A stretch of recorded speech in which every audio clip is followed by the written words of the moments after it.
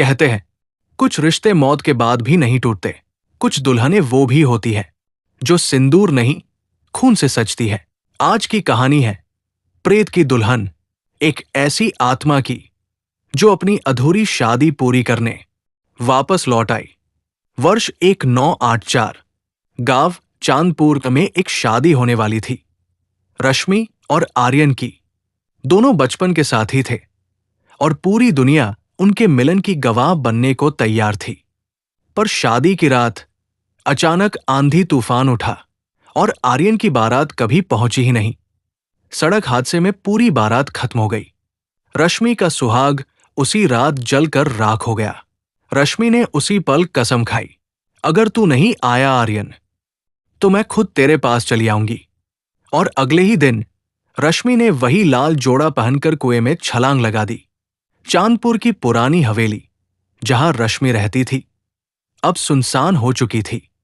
लोग कहते थे हर अमावस की रात वहां शहनाई की धीमी आवाज सुनाई देती है। लाल जोड़े में एक लड़की आंगन में घूमती दिखती है और उसका चेहरा कभी कोई नहीं देख पाया।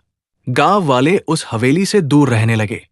पर एक दिन शहर से आए फोटोग्राफर विक्रम ने सुना, उस हवेली में एक सुंदर दुल्हन रहती है जो सिर्फ आधी रात को दिखती है। विक्रम ने ठान लिया वो उसकी तस्वीर जरूर खींचेगा।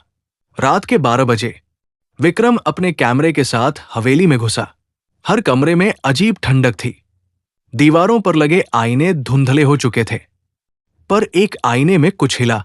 विक्रम ने कैमरा उठाया।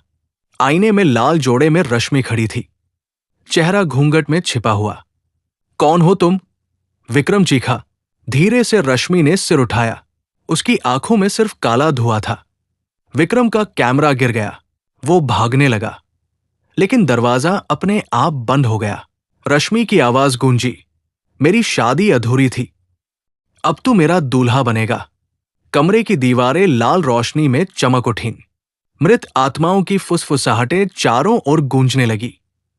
विक्रम की गर्दन पर ठंडा हाथ पड़ा और उसके माथे पर लाल सिंदूर की रेखा खींच दी गई।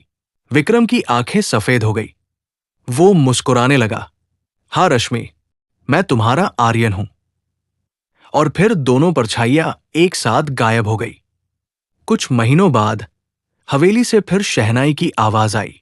गांव वालों ने देखा, हवेली के दरवाजे पर लाल जोड़ा रखा था और बगल में एक कैमरा टूटा पड़ा था।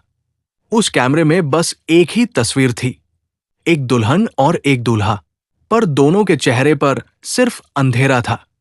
कहते हैं जो भी उस तस्वीर को देखता है उसे अगली अमावस पर प्रेत की दुल्हन अपने सपने में बुलाती है। क्या आप भी आधी रात को दुल्हन की शहनाई सुन सकते हैं?